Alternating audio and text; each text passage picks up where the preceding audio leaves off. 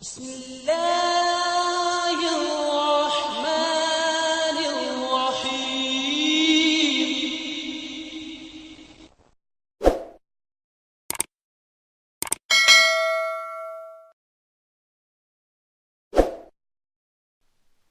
ہم تو رکھتے ہیں مسلمانوں کا دین،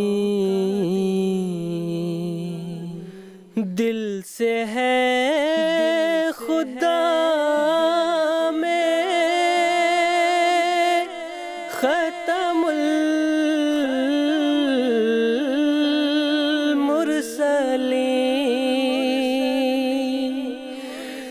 دل سے ہے خدا میں ختم المرسلین،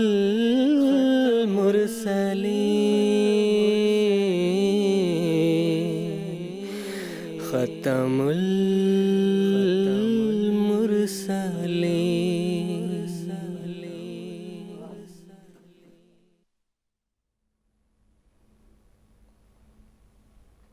یہ ہے کہ ہندو مذاہب اور ہندو مذہب کے جو مختلف عقائد ہیں ان میں اصلاحات اور ان میں سدھار پیدا کرنے کے لیے جو کلکی اوتار ہیں انہوں نے کیا رول ادا کیا ہے، اس بارے میں اختصار کے ساتھ اگر کلکی اوتار نے جو رول ادا کرنا تھا وہ کلکی اوتار کے حوالے سے جو گیتا جی میں شری کرشن جی مہاراج نے بیان فرمایا ہے کہ جب جب بھی دھرم کا جو ہے وہ ناش ہوتا ہے اور ادھرم ترقی کرتا ہے تو میں آتا ہوں، تو کلکی اوتار نے یہی کام کرنے کے لیے آنا تھا۔ اور بنیادی طور پر قرآن مجید نے بھی یہی بات بیان فرمائی ہے کہ دو ہی باتیں ہیں، جب بھی کوئی چاہے وہ کلکی اوتار نے جو اس زمانے میں آخری زمانے میں آنا ہے اس نے بھی یہی کام کرنا تھا کہ قرآن مجید کے حوالہ سے دو حقوق ہیں جو کہ ہر خدا کے نبی نے اس کی ادائیگی کی تعلیم دی، اور سب سے آخر پر حضرت صلی اللہ علیہ وسلم نے اس کی ادائیگی کی تعلیم دی،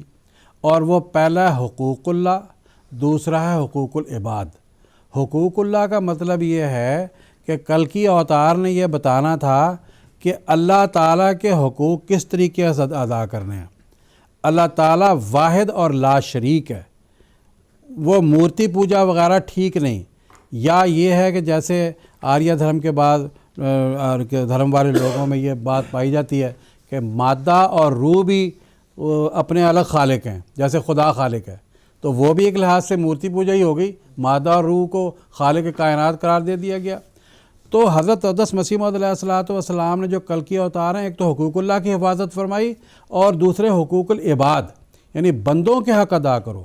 چنانچہ میں چونکہ وقت کم ہے، ایک مسیح اسلام کے حوالے سے ہی یہ بات پیش کر کے اپنی بات کو ختم کرتا ہوں کہ حضرت اقدس مسیح موعود علیہ السلام فرماتے ہیں،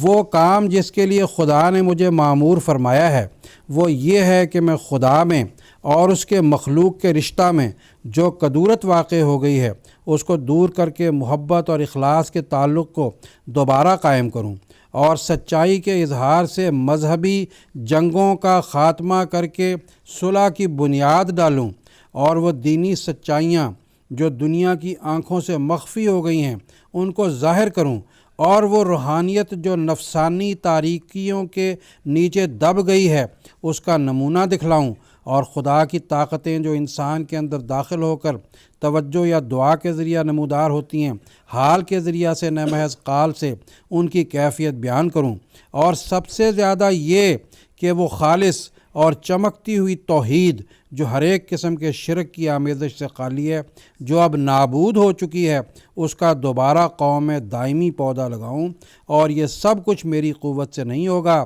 بلکہ اس خدا کی قوت سے ہوگا جو آسمان اور زمین کا خدا ہے۔ لیکچر لاہور۔